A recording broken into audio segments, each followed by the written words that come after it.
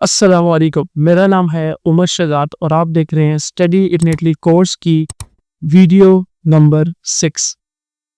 इस वीडियो में हम डिस्कस करने वाले हैं कि आपको कौन कौन से डॉक्यूमेंट्स रिक्वायर्ड होते हैं एडमिशन की एप्लीकेशन के लिए और किस किस तरह से आप इन डॉक्यूमेंट्स को मैनेज कर सकते हैं। अटेस्टेशन आपको रिक्वायर्ड होती है तो आपको कहाँ से रिक्वायर्ड होती है और अटेस्टेशन के बाद आपको अपोस्टाइल भी कौन कौन से डॉक्यूमेंट्स करवाने होते हैं।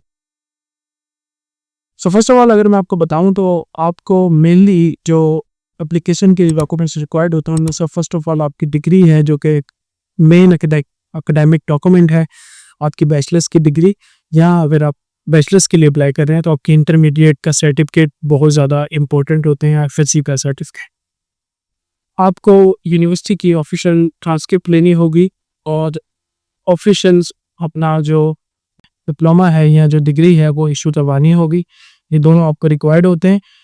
कुछ यूनिवर्सिटीज़ आपको अलाउ करती हैं कि आप 8 सेमेस्टर में अपनी जो भी ट्रांसक्रिप्ट है उसकी बेसिस पर अप्लाई कर सकते हैं और आपको एक होप सर्टिफिकेट अपने सर्टिफिकेट या अपनी जो ऑफिशियल डिग्री होती है उसकी जगह पे अपलोड करना होता है। उसकी बेसिस पे आप अप्लाई कर सकते हैं।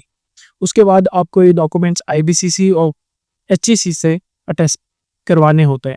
तो आईबीसीसी बेसिकली आपका मैट्रिक और इंटरमीडिएट के जो सर्टिफिकेट्स होते हैं या मार्कशीट्स होती हैं उनको अटेस्ट करता है और जो एचईसी है वो आपकी जो यूनिवर्सिटी की बैचलर लेवल की जो डिग्री होती है उसे टेस्ट करता है और अपनी ट्रांसक्रिप्ट भी आपको एचईसी से अटेस्ट करवानी है। अटेस्टेशन आप कुछ यूँ करवा सकते हैं कि आप फर्स्ट ऑफ ऑल अपनी डिग्री का फ्रंट पेज वो अटेस्ट नहीं करते। जो डिग्री होती है उसका फ्रंट पेज अटेस्ट नहीं होता, उसका बैक पेज अटेस्ट होता है। तो आपने वो करवाना है। उसके साथ एक कॉपी जो फ्रंट पेज की होगी वो आपने अटैच करवानी है और इनका पीडीएफ दबा के अपने पास सेव करना है। और ट्रांसक्रिप्ट के केस में भी आपने बिल्कुल ऐसा ही करना है। उसके बाद आपने इनकी कॉपीज़ भी ओबियसली रेडी रखें और इंश्योर करें कि जो आप अटेस्टेशन करवा रहे हैं उससे पहले आपके जो डिग्री इशू हुई है उस पर आपका नेम करेक्टली मेंशन्ड हो और आपकी ग्रेड्स भी करेक्टली मेंशन हो ताकि आपको बाद में कोई डिफ़िकल्टी ना हो। बिकॉज वंस आप इतने पैसे इन्वेस्ट कर देते हैं, टेस्ट करवाते हैं, अपोस्टाइल करवा लेते हैं, उसके बाद कोई भी इशू आ जाए तो आपको काफ़ी प्रॉब्लम का सामना करना पड़ सकता है। लिहाजा इस चीज़ को अपनी मद्देनज़र रखना है। इसके बाद अगर मैं बताऊं कि आपको ट्रांसलेशन के डॉक्यूमेंट्स की रिक्वायर्ड होती है और अपोस्टाइल कौन से डॉक्यूमेंट्स करवाने चाहिए, तो अपोस्टाइल आपको डिग्री और ट्रांसक्रिप्ट तो करवानी है अपने वीज़ा एप्लीकेशन के लिए। लेकिन जो ट्रांसलेशन होती है वो मेनली आपको अपने स्कॉलरशिप डॉक्यूमेंट्स के लिए रिक्वायर्ड होती है। काफ़ी रीजन्स में इटली के आपको जो स्कॉलरशिप डॉक्यूमेंट्स हैं वो ट्रांसलेशन के साथ अपलोड करने होते हैं उनके पोर्टल पे। तो फर्स्ट ऑफ ऑल आपको ट्रांसलेशन जो करवानी है वो किसी भी रिकग्नाइज ट्रांसलेटर से करवानी है। तो ये लिस्ट एक एम्बेसी ने पब्लिश की हुई है। उस लिस्ट के अकॉर्डिंगली आप अपने जो ट्रांसलेटर हैं उनको देखेंगे और उनमें से किसी एक ट्रांसलेटर के पास अपने डॉक्यूमेंट सेंड करने हैं ट्रांसलेशन के लिए। तो जितने भी एम्बेसी ने अप्रूव ट्रांसलेटर अपनी वेबसाइट पे बताए हुए हैं उनकी लिस्ट मैं नीचे डिस्क्रिप्शन में मेंशन कर दूंगा, आप उनको देख सकते हैं और उनमें से किसी से भी कॉन्टेक्ट करवा के आप ट्रांसलेशन करवा सकते हैं। उसके बाद आपको अपोस्टाइल अपना जो है जस्ट लाइक मैंने आपको बताया डिग्री और ट्रांसलेशन आप करवा लें। और अपोस्टाइल आपकी मिनिस्ट्री ऑफ फॉरेन अफेयर्स से होता है, मोफा से, कराची से अगर आप बिलोंग करते हैं तो आप मॉर्निंग में जा सकते हैं और आपको इंटरटेन कर दिया जाएगा। आप इजीली वहाँ पे अपोस्टाइल की एप्लीकेशन सबमिट कर सकते हैं। लेकिन अपोस्टाइल करवाने के लिए ये ज़रूरी है कि आप मॉर्निंग में जाएं, क्योंकि अगर आप थोड़ा सा भी लेट होंगे तो वो आपकी एप्लीकेशन को डिटेल नहीं करते। सीक्वेंस कुछ यूँ है कि फर्स्ट ऑफ ऑल बाज़-ओ-बात कुछ केसेस में जब आपको अपोस्टाइल करवाना होता है अब तो डायरेक्ट अपोस्टाइल हो जाता है। पहले कुछ यूँ होता था कि आपको पहले अटेस्टेशन करवानी होती थी, फिर अपोस्टाइल और फिर ट्रांसलेशन। तो ट्रांसलेशन करवाने से पहले अपने स्कॉलरशिप डॉक्यूमेंट्स को अपोस्टाइल लाजमी करवाएं।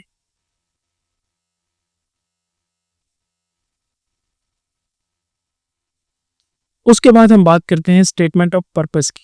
स्टेटमेंट ऑफ पर्पस एक बहुत ही ज़्यादा इम्पोर्टेंट डॉक्यूमेंट है, मोटिवेशन लेटर भी इसको कहा जाता है। तो बहुत सारी यूनिवर्सिटीज़ आपको कहेंगी कि आपको ये लेटर अपलोड करना है अपनी एप्लीकेशन के लिए। इस लेटर को बेसिकली मोटिवेशन लेटर और एसओपी में मेन डिफरेंस ये है कि एसओपी बहुत ज़्यादा एकेडमिक बेस्ड होती है, आप अपनी रिसर्च के बारे में ज़्यादा बात करते हैं उसमें। मोटिवेशन लेटर थोड़ा पर्सनल होता है, आप इस पर थोड़ा इमोशनल टच भी लेके आ सकते हैं। ये चीज़ें दोनों में डिफरेंस, मेन डिफरेंस बेसिकली इसमें आपको अपने ऐसी एक स्टोरी बनानी होती है जिसमें आप अपने बारे में बताएं इनिशियली और अपना एकेडमिक अचीवमेंट्स को डिस्कस करें। उसके बाद आप अपने ये बता सकते हैं कि कौन सी मेन रीज़न है जिसकी वजह से आप वो यूनिवर्सिटी चूज़ कर रहे हैं, वो प्रोग्राम चूज़ करें और वो प्रोग्राम आपको फ्यूचर में कैसे फ़ायदा देगा। ये सब चीज़ें आपको उसमें मेंशन करनी होती हैं। It's not that much difficult, लेकिन आपसे रिक्वेस्ट है कि आपने कभी भी कॉपी पेस्ट नहीं करना, किसी की मोटिवेशन लेटर यूज़ नहीं करनी और ख्याल रखना है कि आप कॉपी ना करें इसमें और कोशिश करें कि आप खुद से बैठ के लिखें। It may take a lot of time, but अगर आप खुद से करेंगे तो बहुत अच्छे चांसेस होते हैं आपकी सिलेक्शन के। सो ये डॉक्यूमेंट आपने क्राफ्ट करना है बैठ के और इसको रिफाइन करने के बाद आपने फिर अपलोड करना। इसी तरह सीवी की बात करें तो सीवी आपको यूरोपास अपलोड करनी होती है। सीवी आपने नॉर्मल सीवी अपलोड नहीं कर, यूरोपास की वेबसाइट में नीचे दे दूंगा, उस वेबसाइट पे आपने जाना है। अगर आप कहेंगे तो मैं उस पर एक वीडियो भी बना दूंगा कि यूरोपास की सीवी कैसे बनाते हैं, बट आपने यूरोपास की सीवी अपलोड करनी है।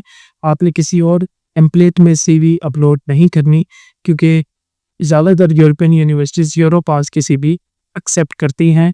तो ये चीज़ आपने ज़रूर यूनिवर्सिटी की जो इंस्ट्रक्शंस होती हैं उनमें पढ़नी है और अगर यूरोपास लिखा है तो यूरोपास सीवी अपलोड करें। इस सीवी में जो मेन सेक्शंस हैं वो पर्सनल का है, एजुकेशन का जो आपकी अचीवमेंट्स हैं, एजुकेशन आपकी क्वालिफिकेशन क्या है, कहाँ से ली, ये वाली चीज़ें, ये वाला सेक्शन। उसके बाद आपका वर्क एक्सपीरियंस, स्किल्स और लैंग्वेजेस का सेक्शन आपने लाजमी मेंशन करना है और अगर आपने आइल्स किया हुआ है तो वो भी इस सीवी में मेंशन करें और कोशिश करें कि सीवी आपकी 1 से 2 पेजेस की हो, इससे ज़्यादा नहीं। उसके बाद अगर हम बात करें लेटर ऑफ रिकमेंडेशन की, तो ये भी एक काफ़ी इम्पोर्टेंट डॉक्यूमेंट है जिसे आपने जल्द से जल्द अपने किसी भी 2 प्रोफेसर्स आप सेलेक्ट करें और उनसे आप लेटर ऑफ मोटिवेशन ले लें।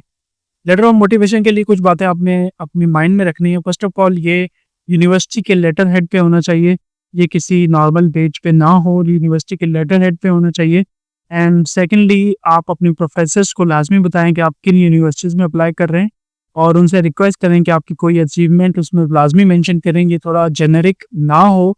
कोशिश करें कि अपने उन प्रोफेसर से लें जिनके साथ आप काफ़ी कनेक्टेड रहे और जिनके अंदर आपने अपना थीसिस किया, तो ये आपको काफ़ी फ़ायदा देगा। और एटलीस्ट आप 3 रिकमेंडेशन लेटर ले लें। वैसे तो आपको जो रिक्वायरमेंट होती है वो 2 रिकमेंडेशन लेटर की होती है, लेकिन बाज़ औक़ात जो चाइना साइड पे यूनिवर्सिटीज़ हैं या जो डिफरेंट रीजन्स में यूनिवर्सिटीज़ हैं, अगर कल को आपको उनमें अप्लाई करना पड़ता है तो आपको 3 रिकमेंडेशन लेटर रिक्वायर्ड होते हैं। तो लेटर ऑफ रिकमेंडेशन आपने जल्द से जल्द अपने प्रोफेसर से रिक्वेस्ट करके लेने हैं। उसके बाद अगर आप बात करें एक ओवरऑल चेकलिस्ट, तो ओवरऑल चेकलिस्ट में आपकी ट्रांसक्रिप्ट आ जाती है, ओरिजिनल डिग्री आ जाती है, आपके ये दोनों अपोस्टाइल होने चाहिए मौका से। उसके बाद आपकी यूरोपास सीवी आपको चाहिए होती है एप्लीकेशन प्रोसेस के लिए। ट्रांसलेशन भी चाहिए होती है, लेकिन most of the time translation अगर रिक्वायर्ड हो तो, अदरवाइज रिक्वायर्ड नहीं होती एप्लीकेशन के टाइम, तो आपको इसकी नीड नहीं होगी। मतलब there are very less chances कि आपको इसकी नीड पड़ेगी। एसओपी भी आपकी फाइनलाइज्ड होनी चाहिए। आपको उस यूनिवर्सिटी के अकॉर्डिंग अपना मोटिवेशन लेटर लिख के रखना है, फाइनलाइज रखना है और उसके बाद एलओआर्स आपके साइन एंड स्टैम्प्ड होने चाहिए अपने प्रोफेसर से, वो भी आपको अपलोड करने होंगे। पहले ही कुछ यूनिवर्सिटीज अपने पोर्टल पे एक ऑप्शन देती थी जिसमें आप डायरेक्टली मोटिवेशन लेटर अपलोड कर सकते थे, लेकिन अब थोड़ा सा प्रोसेस चेंज हो रहा है। तो अब ऐसा है कि आप अपने प्रोफेसर की ईमेल उसमें इंटर करते हैं। जैसे ही आप ईमेल इंटर करते हैं तो आपके प्रोफेसर को एक ईमेल जाती है यूनिवर्सिटी के पोर्टल से और आपके प्रोफेसर को आपका मोटिवेशन लेटर फिर वहाँ पे लिंक के थ्रू अपलोड करना होता है। तो इसमें आपको एटलीस्ट 1 मंथ बिफोर अपनी एप्लीकेशन स्टार्ट करनी चाहिए डेडलाइन से, ताकि आप अपने प्रोफेसर से कहें और वो जो मोटिवेशन लेटर अपलोड करने वाला प्रोसेस है वो इस टाइमलाइन में कंप्लीट हो सके। वरना बहुत ज़्यादा डिले आता है और जिसकी बायस आपकी एप्लीकेशन की डेडलाइन जो है आ जाती है और आपके डॉक्यूमेंट्स कंप्लीट नहीं होते और आपकी एप्लीकेशन स्ट्रेट फॉरवर्डली रिजेक्ट हो जाती है। उसके बाद मोस्ट कॉमन मिस्टेक जो मैं चाह रहा था मैं आपको बता दूं, जो मैंने ऑब्जर्व की, जो मुझे पता है, जो आपको पता हो वो नीचे कमेंट में मेंशन करें ताकि दूसरे भी उन मिस्टेक्स को अवॉइड कर सकें। फर्स्ट ऑफ ऑल पहली मिस्टेक है कि बच्चे अनअटेस्टेड डॉक्यूमेंट्स को अपलोड कर देते हैं जिनकी कोई वेरिफिकेशन नहीं होती, ना मोफा से वो अटैच करवाते हैं और डायरेक्टली यूनिवर्सिटी के पोर्टल पे अपलोड कर देते हैं। ये चीज़ आपको हो सकता है वो यूनिवर्सिटी आपको इन डॉक्यूमेंट्स की वजह से रिजेक्शन दे दे, तो आपने मोफा से एटलीस्ट अटैच करवा के ही फिर ही अपनी डिग्री अपलोड करें या पोस्टाइल करवा के करें तो वो ज़्यादा अच्छा है। डिले बच्चे करते हैं कि HEC, IBCC के डॉक्यूमेंट्स उस वक्त मैं अटैच करवाऊंगा जिस वक्त मैं अप्लाई करना स्टार्ट करूंगा, तो ये डिले आपने नहीं करना। जैसे आप ग्रेजुएट होते हैं आपने ये सब चीज़ें फाइनलाइज कर लेनी है, इनको फाइनलाइज करके रखना है क्योंकि ये भी काफ़ी टाइम लेते हैं। HEC की अपॉइंटमेंट आपको लेनी होती है, IBCC की अपॉइंटमेंट लेनी होती है और बाज़ औक़ात काफ़ी डिले आ जाता है इन सारे मामलात में। तो जल्द अज जल्द जैसे आप ग्रेजुएट हों सबसे पहला काम आपका ये होना चाहिए। उसके बाद नॉन सर्टिफाइड ट्रांसलेटर से बच्चे अपना ट्रांसलेट करवा लेते हैं डॉक्यूमेंट्स। तो जब आप स्कॉलरशिप के डॉक्यूमेंट्स ट्रांसलेट करवाएंगे, जब मैं आपको स्कॉलरशिप की वीडियो में ये सब चीज़ें बताऊंगा, तो वो डॉक्यूमेंट्स आपको ऐसे ही ट्रांसलेटर से ट्रांसलेट करवाने हैं जो ऑथोराइज्ड हैं, एम्बेसी ने जिनको ऑथोराइज किया हुआ है। उनकी लिस्ट भी मैं इस वीडियो की डिस्क्रिप्शन में भी डाल दूंगा, आप देख लीजिएगा। उसके बाद जेनरिक SOP आपने नहीं लिखनी, आपको अगेन मैं बता रहा हूँ जेनरिक SOP आपको डायरेक्ट रिजेक्ट करवा देगी। एटलीस्ट आपकी SOP आपने खुद बैठ के लिखनी है और उसे अपनी जो पर्सनल स्टोरी है उसमें वो मेंशन करनी है आपने। उसके बाद जो मेन इशू है जो जिसकी वजह से रिजेक्शन होती है वो है बच्चे डेडलाइंस चेक करना भूल जाते हैं, और जब डेडलाइंस चेक करना भूल जाते हैं तो डेडलाइन वो एप्लीकेशन तो स्टार्ट कर देते हैं लेकिन डेडलाइन पास हो जाने की वजह से वो एप्लीकेशन सबमिट नहीं कर पाते और इसकी वजह से वो अप्लाई ही नहीं कर पाते। वैसे डेडलाइन बहुत मैटर करती है, आपने उसको सीरियस लेना है और ये यूनिवर्सिटीज़ डेडलाइन के बाद कुछ भी एक्सेप्ट नहीं करती, चाहे कुछ भी हो। तो ये चीज़ आपने अपने माइंड में रखनी है। तो ये थी हमारी वीडियो नंबर 6। आपसे मिलता हूँ नेक्स्ट वीडियो में, तब तक के लिए अल्लाह हाफ़िज़।